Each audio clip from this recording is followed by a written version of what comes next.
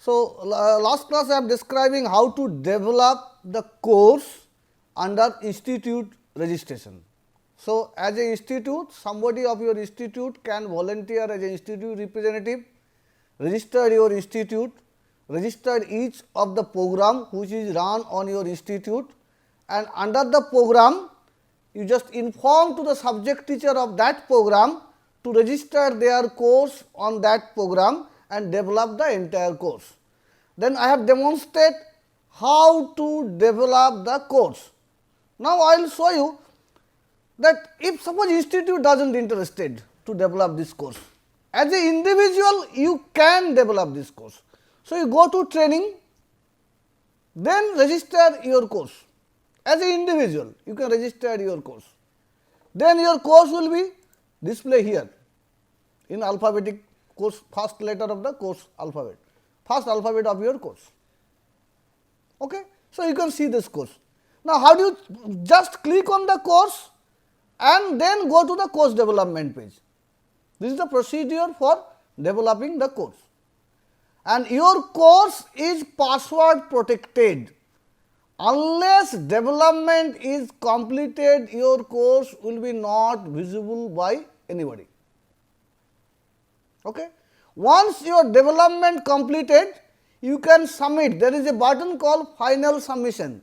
You can submit the course for public review. Okay. So, it is not that that course will be once you develop and anybody can give comment. No, comments will be once you complete develop the course and publish it, then anybody can give you a comment. And if you see in your course, I just go to the same thing, the same course, so that I can show you the another features. Institute registration, and last day I have registered as a FDP. I think course is registered, institute registration is there, because I have conducted many courses, many everywhere in many program, and that is why there are a lot of things are there.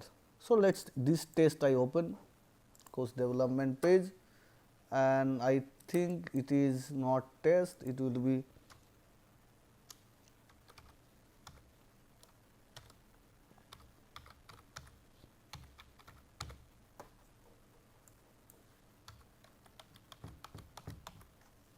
I think so. Oh, no, let us say the test.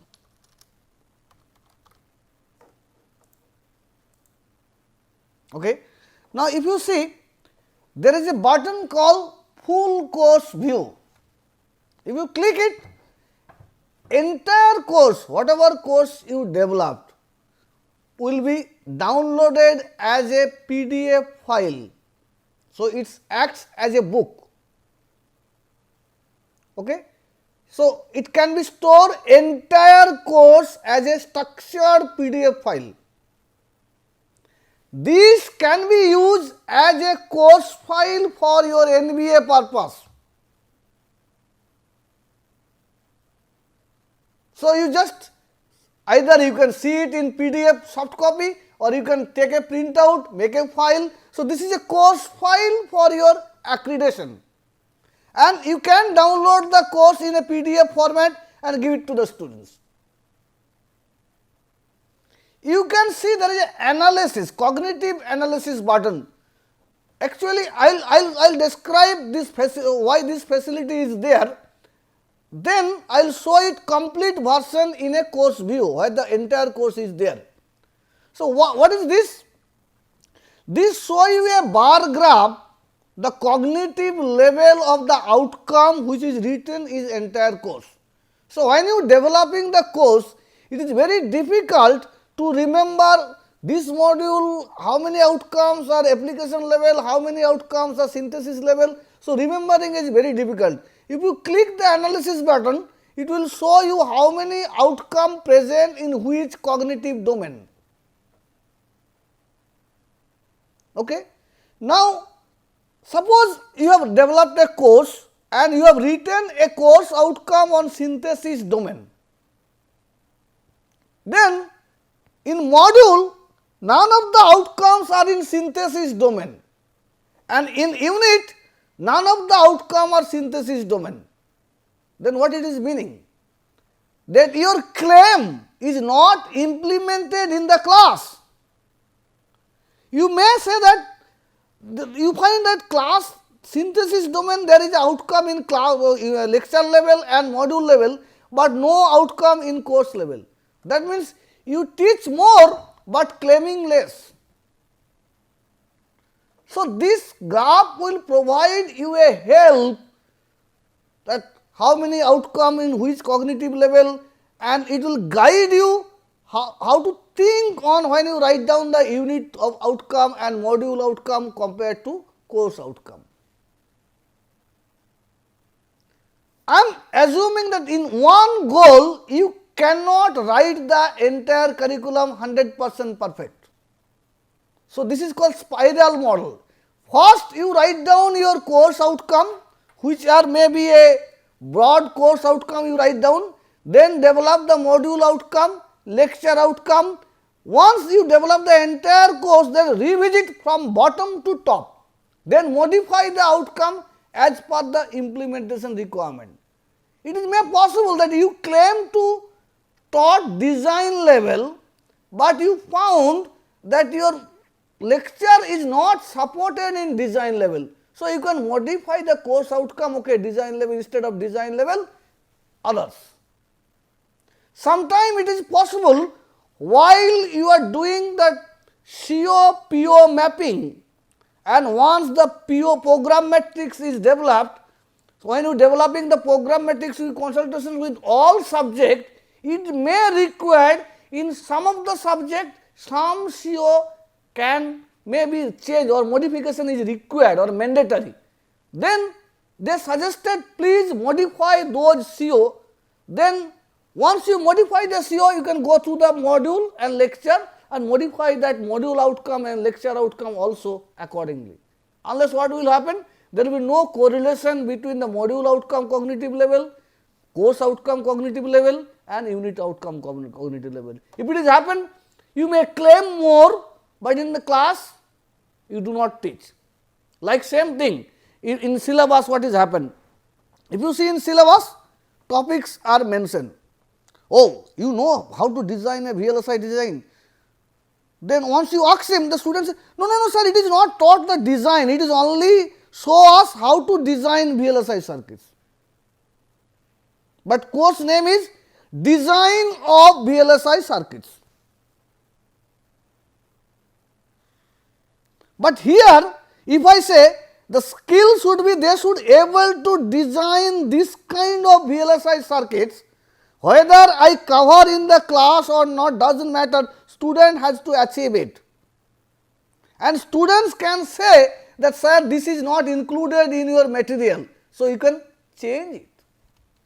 Sir, it is not included in your lecture, you can change it. As a teacher you can get a feedback, change it.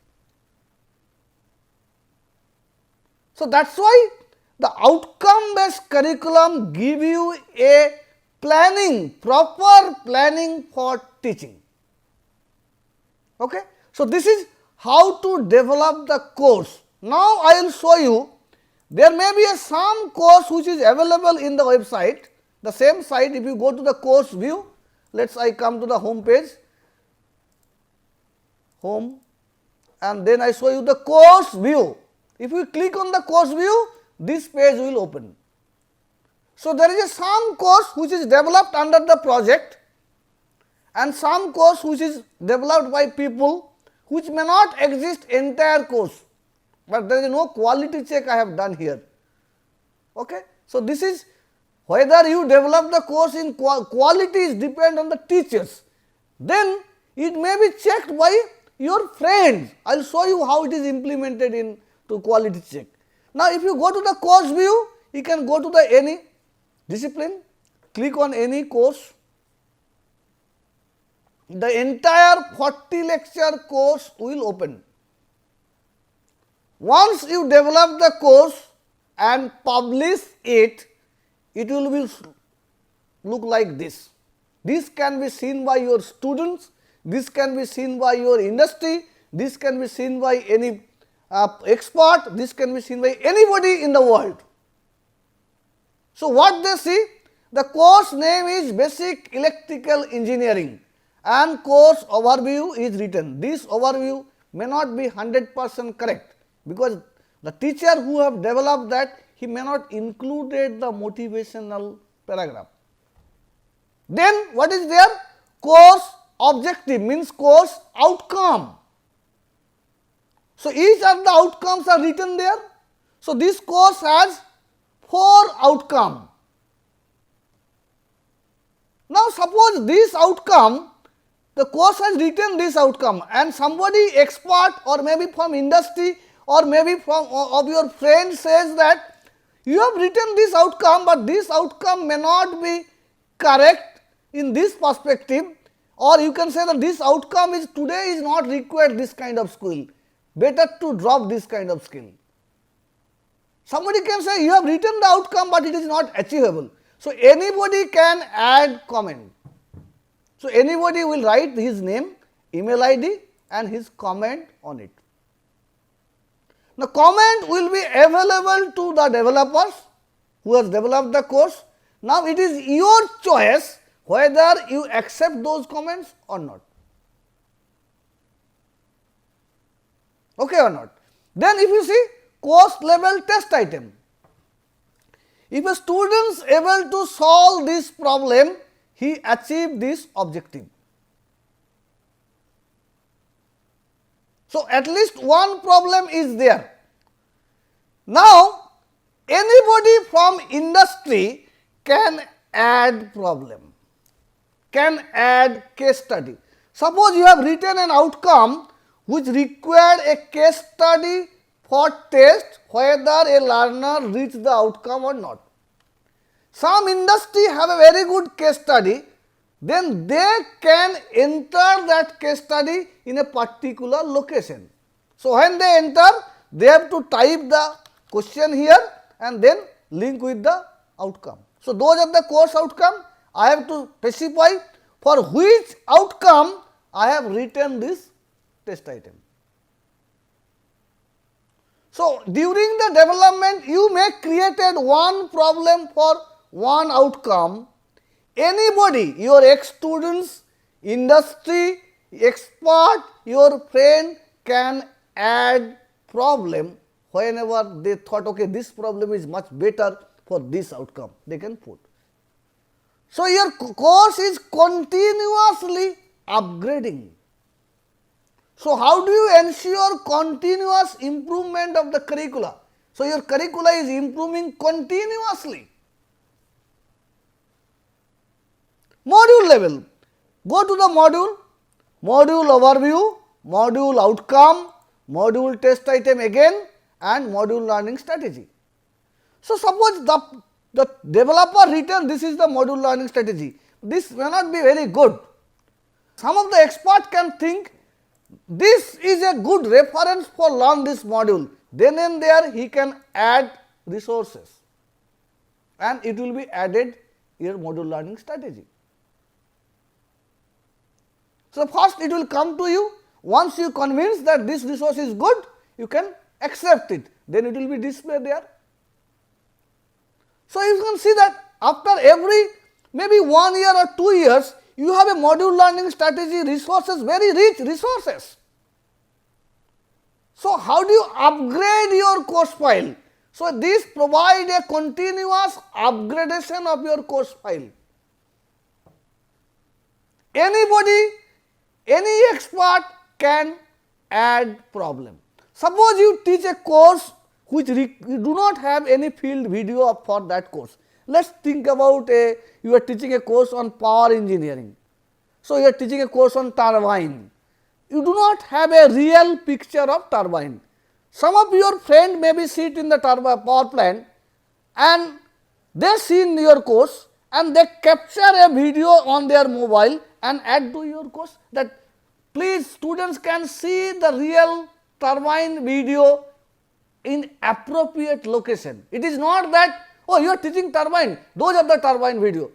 When those video has to be shown to the students, not beginning of the course. So, it has to be decided by the teachers, it has to be decided by the curriculum of the course. So, since the curriculum is written in outcome based manner, so you can decide, okay, this video is appropriate in this module, you can add it in a particular module. So, instead of taking feedback from industry, oh, this course is very bad, this course is very good, please improve the course. What improvement?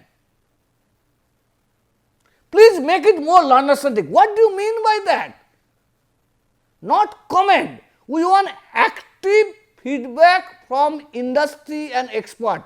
Now, if an expert says I have to give a feedback, then I have to give the feedback in a particular location. As an expert, I have to say your outcome, this outcome is not correct. You have to change this outcome to this. He cannot say, oh, your course is bad. It is not expected. So, industry academia collaboration is included in this framework. So, anytime industry, expert, your students, your teachers can add problem, add resources, comment on your outcome. So, your curricula is continuously evolving. So, in the first slide, in my first lecture I have said, how do I continuously improve the curricula? This is the procedure. Now, once you develop this entire course, now I am explaining what kind of teaching learning you should use. Lot of people talk about the flip teaching. Teaching should be flipped. Teachers become students, students become teachers. But nobody said that how systematically I conducted flip teaching. I come to the class and I am not given the lecture. I told the student, give your lectures. What is the meaning? Now, think about the flip teaching like this, using this curricula. You develop the entire curricula and told the students that tomorrow I will take lecture on unit number 1. Okay? So, you told the students tomorrow I will want to take the lectures on unit number 1. So, what student has? Unit summary, unit outcome, unit test item. They have told them, come prepared in my class. So, your advice to them, study in the hostels or home and come prepared with this class. Student read it, they have a lot of misconception, they try to solve the problem, they cannot solve the problem. Next day, when you come to the class, instead of delivering the content, first just explain the key concept exists in these lectures. Then give another problem, interesting problem on that concept. I told every student to solve it. Once they solve it, present it in the board. So, actually you are interacting with the students and you are allowing student to speak. So, that is flip teaching. What we said? There is a very much low engagement of the students. Student engagement is very low. If you see, any students are not coming to the class, even they come to the class, they are not attentive. If it is a large class, you may find some of the students sitting in the back bench doing their Facebook and or chatting WhatsApp. So, why they are doing it? Why they are not coming to the class?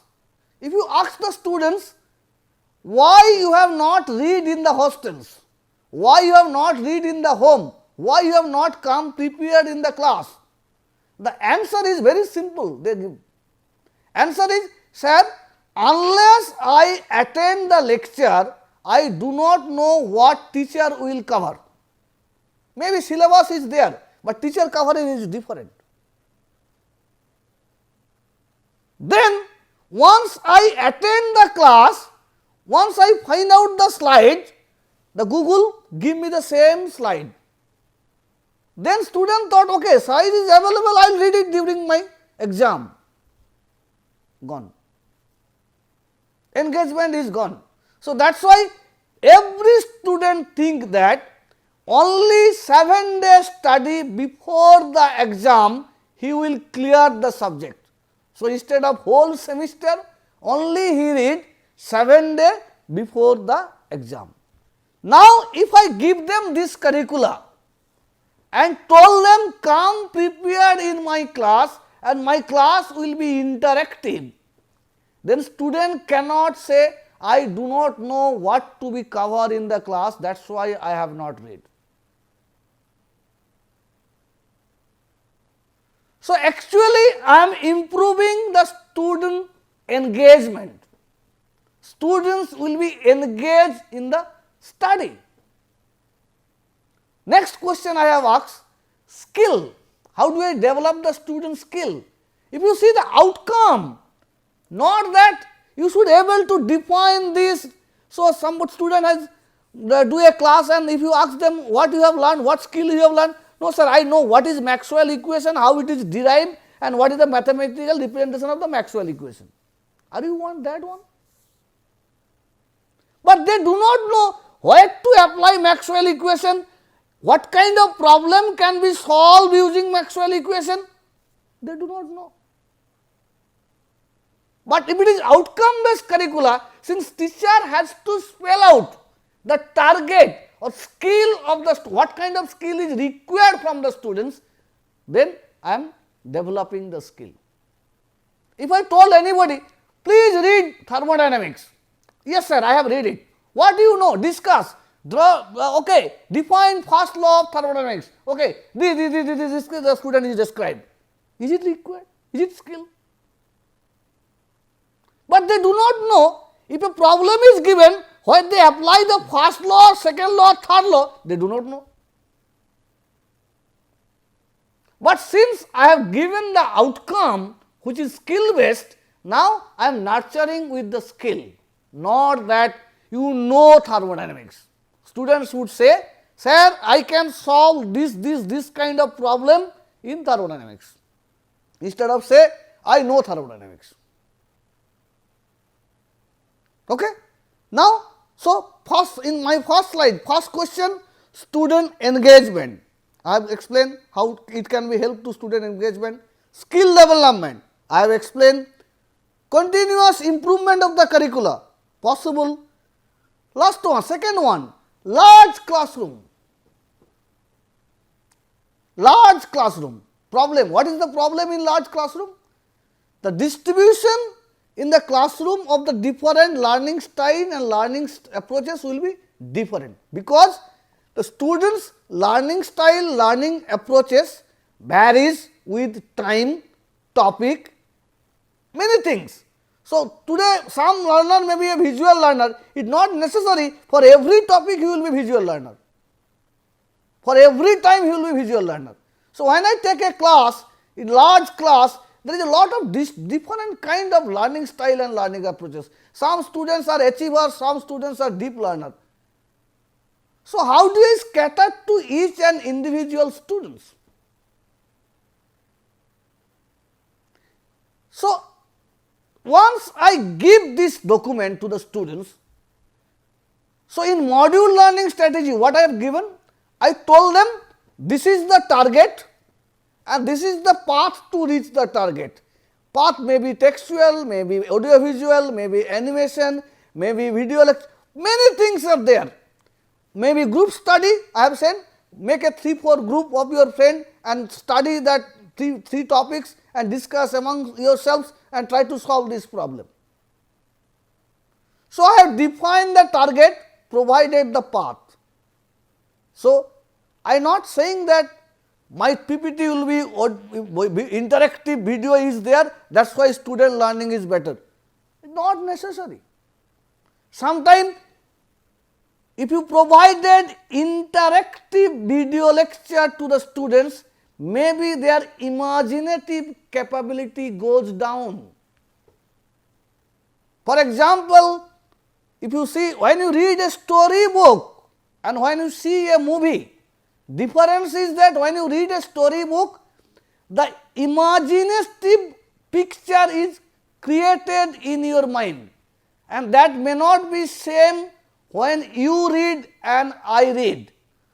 But when you watch a movie, it is the picture of the director mind. So, there is no imaginative is required for, because this is proven. So, that is why I am saying that not that my video or my lecture is much more interactive video present, much more animation present and it is good material, not it is true. Depending on the topic, depending on the concept, depending on the time, this kind of requirement may change. So, that is why I said module learning strategy means that there will be many paths. As a learner, you are free to choose your path. Another problem in large classroom, if I address the first bench, middle bench think that oh, teacher is teaching very tough, but okay, I can follow it. Last bench thought oh, it is not interesting, because they cannot understand anything. So, their interest is not there. So, they are doing active Facebook sitting in the back bench. Now, if I teach for the middle bench, then first bench subject is very easy and last bench always says that it is not interesting, I do nothing, something else. Now, if I teach for the last bench, then first bench as middle bench says teacher is useless. So, this is a problem in large classroom. Now, if I design this document and I advise or inform the student before you come to the class, this document is available. Now, these are the target. It is your responsibility to reach the target. As a teacher, I am present in the class as a facilitator and mentor and motivator. So, last bench I can motivate them to reach the target. So, they may require 4 months, 5 months. Middle bench, if I motivate them, they can do it by 3 months. First bench, they can do it by 2 months. So, my curriculum represents the minimum requirement. It never said this is the maximum requirement. So, once the minimum requirement achieved by the first bench, as a teacher I can provide them another target, which is above the minimum requirement. So, once I say the accreditation, it only guaranteed the minimum requirement. So, what is guaranteed? Even if last bench also maintain the minimum requirement, but maximum requirement can be anything. First bench can be achieved much more than the minimum requirement, does not matter. So, in a large classroom as a teacher, I am scattered to every student. So, large classroom problem solved. I will talk about another problem, multi-section class problem. If you see, many university or many institute has a multi-section class, means single course, let us first year mechanics taught to 10 section or 5 section or 3 section. What is the main complaint? Main complaint is that some section says, sir, that teacher is very good, why not we also take that same class. Some section says, sir, teacher is very worst, I do not want to attend this class. So, this problem is exist. Institute say, I cannot do anything, you have to study it. How do I solve this problem? Multi-section class problem. How do I solve this problem? So, I cannot supply, I cannot guarantee the all section will be taken by the same teacher, it is not possible. I cannot guarantee all section teacher quality will be same, that is also not possible. But at the same time, I cannot deprive the students also. If I deprive the students, then what is the student fault? Nothing. So, what should I do? Now, suppose I design this curriculum with consultation with the teacher who is excellent and supported by the teachers who are not that excellent. So, this curriculum is designed, outcome is designed, problems are given, module learning strategy are given, and it is supplied to every section, every students of all sections. So, every students of all sections receive the same curricula. That means, target is given, problem is defined, module learning strategy is given. So, what is not given? How to understand the concept. What I said? In a class, the understanding the concept required maybe 10 to 20 minutes. Teacher do not require to deliver the information to the student. Today, all informations are available in the fingertip of the students. So, you design the courseware, provide to every student of the multi-section class, and the teacher who is as a feedback who is a good, a student said that that teacher is excellent, use that teacher to only clear the concept of that subject in every section. Use other teacher as a mentor and guide of the students. Or let us module 1 can be taught by this teacher, okay, taught. Module 2 and 3 is very conceptual. You can assign the teacher who is very good for all sections. He will take module 2 and 3 only, module 2 and 3 only. But this document is necessary. Now, this is another advantage in assessment. Most of the time students say, no sir, question is out of syllabus. If you ask any question, no sir, that topic was there, but teacher is not covered. Another interesting fact is that you see, before the semester or before the exam, all student goes to the library, find out the last 3-year question paper. What purpose? Actually, they try to find out what is the teacher's outcome, not subject outcome. That means, what kind of questions teacher preferred. So, they try to predict what question will come in this year. So, they study the subject only for getting marks, not for development of the skill. Okay? Thank you.